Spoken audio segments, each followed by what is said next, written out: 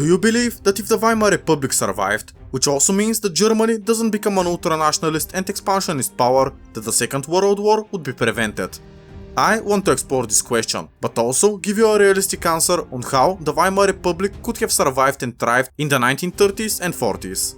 I will be basing my sources on this 35-page essay from the University of Munich regarding how the rise of the ultra-nationalists could have been prevented.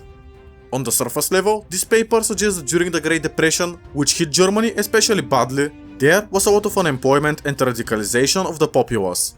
This is very important, as in 1932 about 30% of the German population was unemployed. So when the Austrian painter started making promises for a better life, many believed that.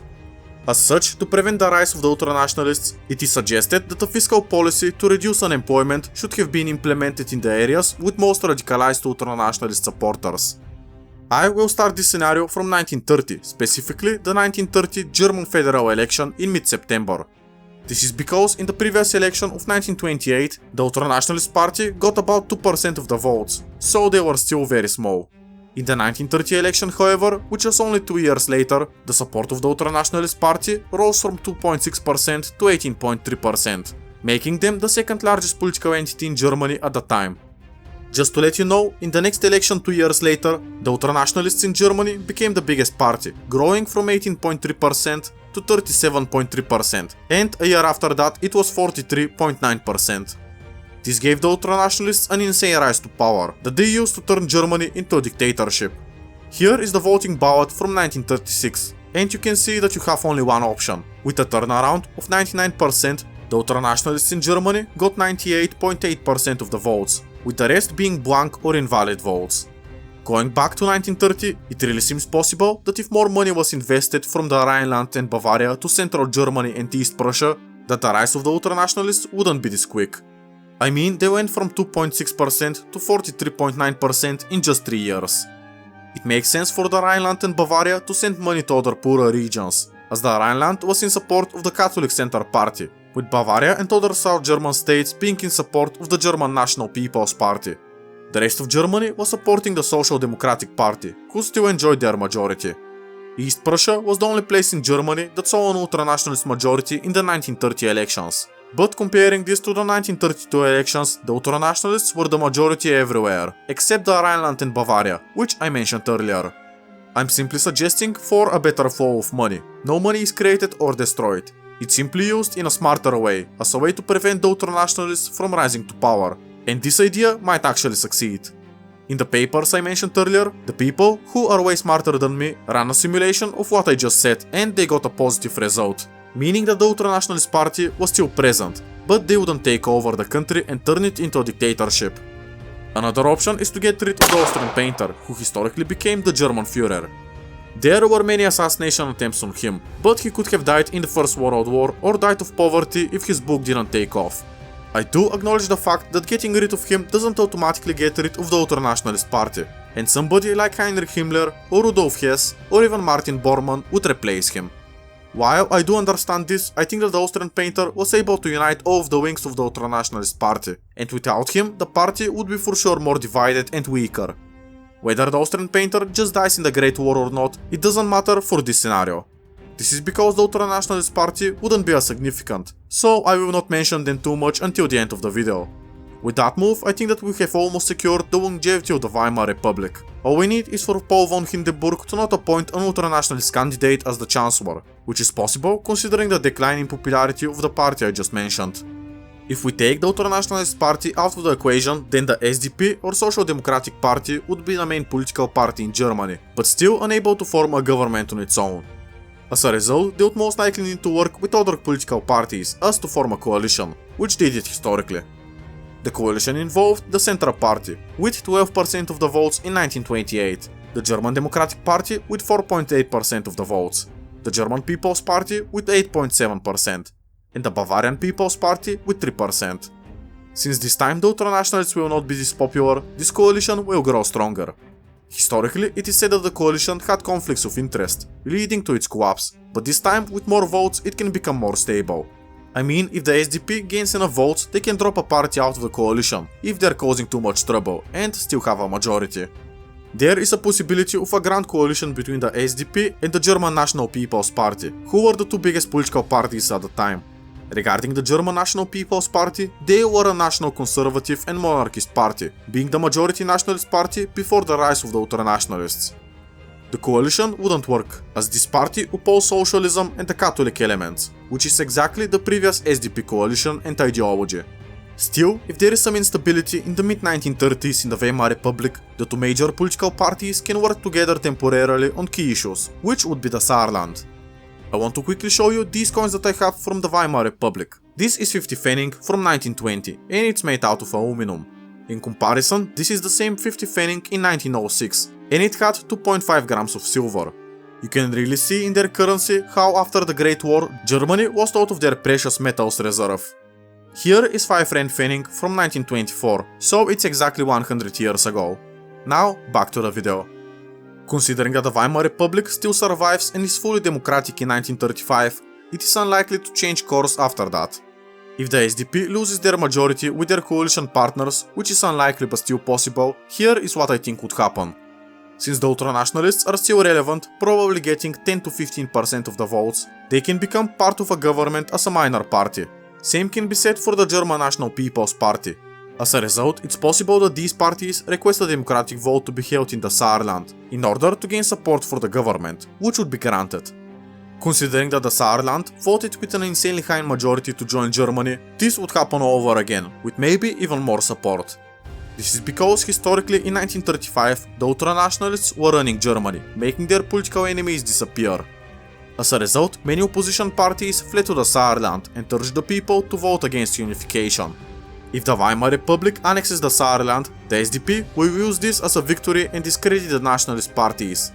Paul von Hindenburg is likely to appoint Hans Vogel as a chancellor, and with the death of Hindenburg, the SDP would solidify their control and establish a majority, actually forming a stable government. Hans Vogel was one such political enemy of the ultranationalists that went into the Saarland, which I mentioned previously. Reading about him online, he seems like the man for the job, being really determined to restore the SDP in Germany after 1945. Still, despite Germany annexing the Saarland, it was through a fair and democratic process that France would have to accept. France and the Weimar Republic would have good relations, and before the ultranationalist takeover of Germany, the French actually offered the Germans a deal to increase economic cooperation and decrease the old debt to France. This is important as the allies of France and Britain would see how hard the Great Depression hit Germany. So there can be a renegotiation of the Versailles Peace Treaty, most importantly lowering the German war reparations.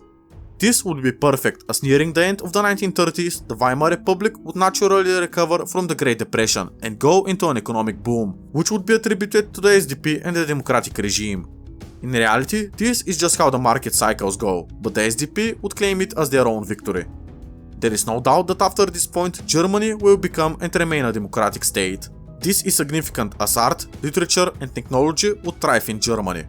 This is because when the ultranationalists came to power, there was a big brain drain, with people fleeing their country and going mostly to the United States of America. The Germans would continue to research the atomic bomb, as it wasn't seen by the government as Jewish science, most likely being ahead of the Americans. I mean, the American nuclear program had many Germans who escaped the ultranationalist regime working for it, knowing very well that it was going to be used on their homeland.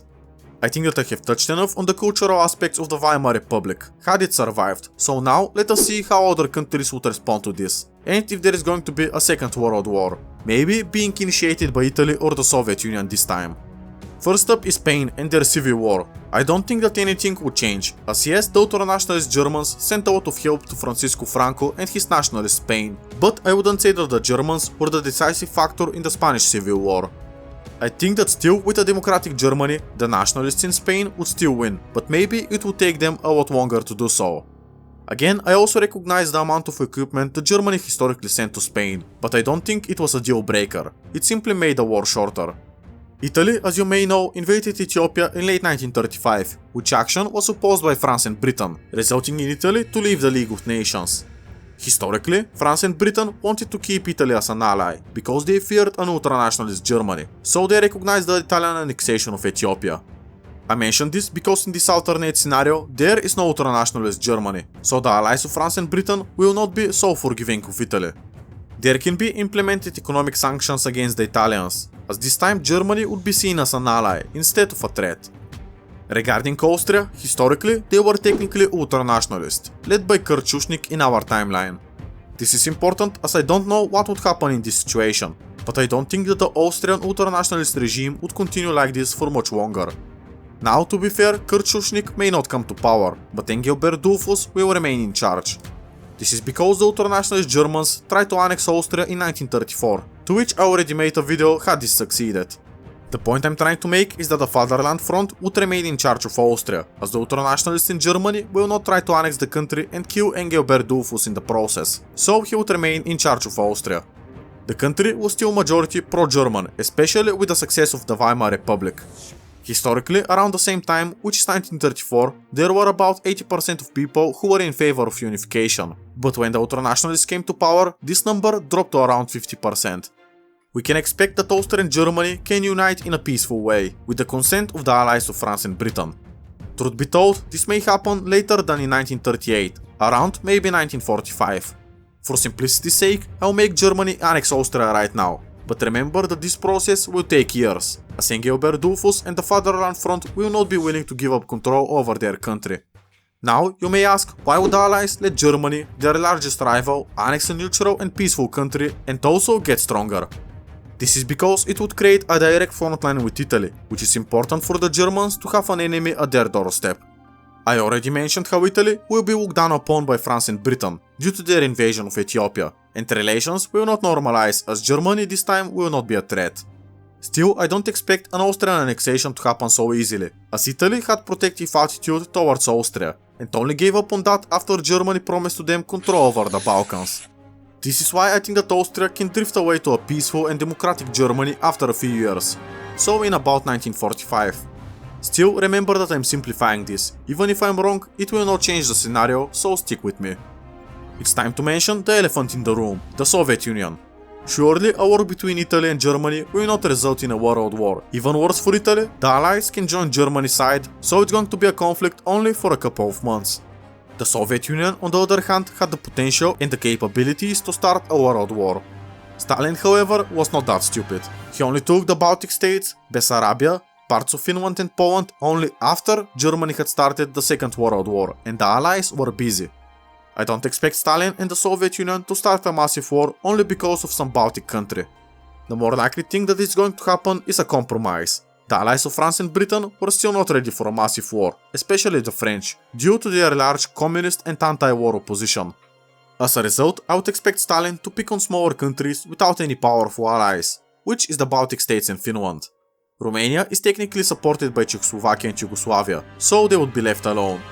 A similar situation can become in Finland, as historically the allies of France and Britain considered sending aid to Finland during the Winter War. If the Soviets were to do that all over again, then the allies would for sure send help to Finland, but I don't think that they would join the war officially. A more likely option is an allied strategy I think you are very familiar with, which is appeasement. Countries like Estonia and Latvia would be sacrificed, as well as Lithuania most likely, but I'm not sure about the latter.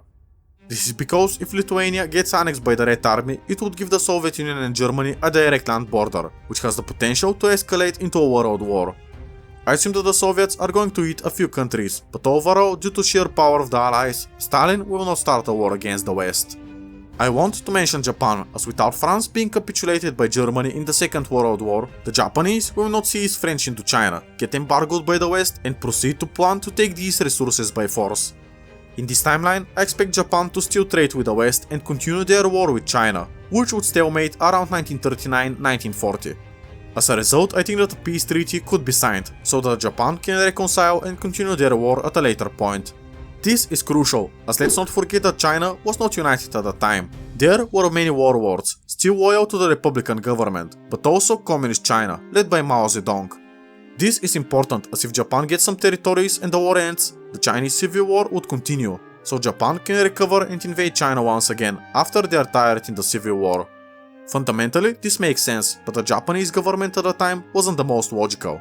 Of course, there's still a possibility that Japan still invades the Western countries, who would quickly capitulate Japan, as these countries are not busy fighting Germany in Europe. I want to go back to Europe and mention that due to Stalin's initiatives in the Baltics, the Allies would consent to a German rearmament, as to stand strong against communism and ultra-nationalist Italy. The world is generally more boring when it comes to alternate history, as nobody is insane as the ultranationalists in Germany were historically to start a world war. The Allies were united and against war. Italy is unlikely to start a world conflict, as they are not strong enough to defeat the Allies on their own. The United States of America is neutral, and Japan is busy dealing with the Chinese. This leaves us with the Soviet Union, who would have to face France, Britain, Germany, and potentially Poland and Romania, if not also Czechoslovakia and Yugoslavia. If such a war were to happen, I don't think that the Soviet Union would perform so well, as a democratic Germany may perform a lot better in the war. I do think that the Weimar Republic would perform better than the ultranationalist Germans were historically.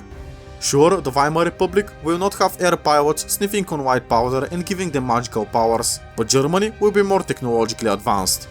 The German rocket program can be finished before such a war with the Soviets comes, which would serve as a deterrent, meaning that if the Soviets were to attack anybody, Moscow would get destroyed, and there is no way for the Soviet Union to stop that. It is even possible that the Germans developed the atomic bomb first, which is yet another deterrent for the Soviet Union. Truly, this world is more stable, so I'm curious if you'd like to live in such a world. Let me know down in the comments below. If there is no major war, then surely the dictatorship in Italy and Spain would lose its support, considering the Allied embargo after Italy's invasion of Ethiopia. This can pave the way for a democratic and Western allied Italy and Spain.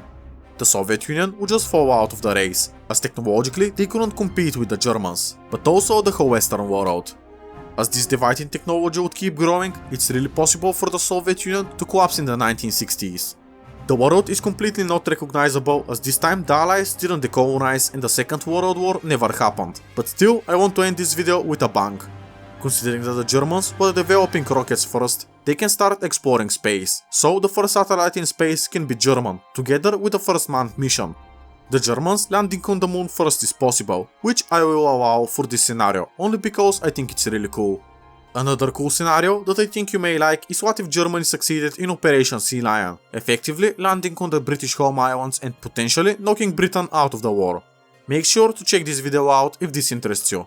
Thank you for watching and have a nice day.